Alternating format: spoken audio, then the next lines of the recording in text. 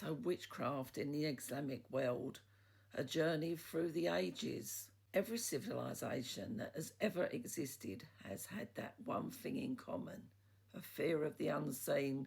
Today we're going to explore how the Islamic world wrestled with that fear across 14 centuries.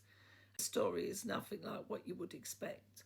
The Quran and the early Islam, when Islam emerged in the 7th century, it came with a clear position on magic. The Arabic word for sorcery is sihr, meaning enchantment, bewitchment, charm, and it appears roughly 60 times in the Quran. According to Islamic scripture, sorcery was knowledge taught by fallen angels who descended to earth to tempt humanity away from God. From day one, magic was framed as something dark, rebellious, and dangerous. The earliest rulers took this seriously.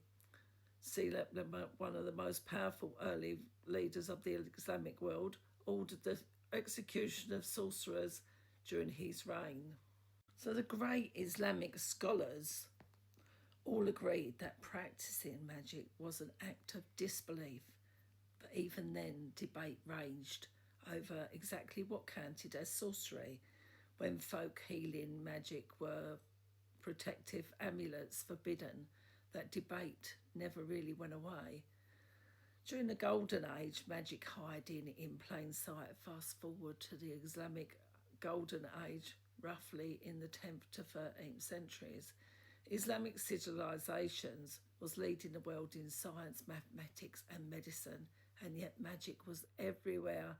Despite official prohibitions, amulets, healing rituals, protection against the evil eye were deeply woven into everyday life at the very level of society. Scholars drew a distinction between good magic and bad, miracles from God, and black magic, which was condemned. That distinction gave ordinary people cover to keep their folk traditions alive. You could wear a protective amulet, consult a healer, and still consider yourself a perfectly devout Muslim. The law said one thing, daily life said another. And then the Ottoman Empire by Europe burned. Here is perhaps the most striking chapter of this entire story. Between the 15th and the 18th centuries, Christian Europe was in the grip of its most terrifying witch hunts. Tens of thousands of people were tortured and executed.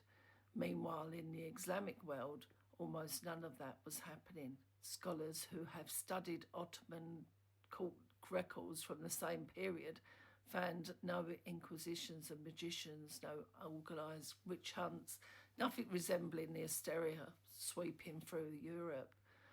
While Salem was hanging innocent people and European courts were burning accused witches at the stake, the Ottoman Empire was largely leaving its sorcerers alone.